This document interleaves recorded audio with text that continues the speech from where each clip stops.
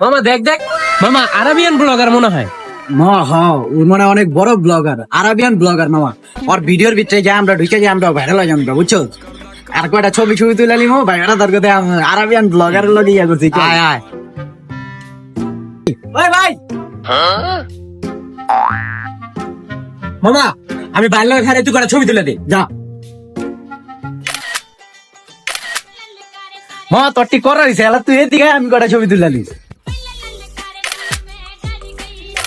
ভাই আপনি একটু কষ্ট দিলাম, কিছু মনে করেন না। কি কষ্ট মিয়া? ভাই আপনি আরাবিয়ান না? না মিয়া, আপনি বাঙালি? ধর মিয়া, আমি মনে করছি মিয়া আপনি হলো আরাবিয়ান।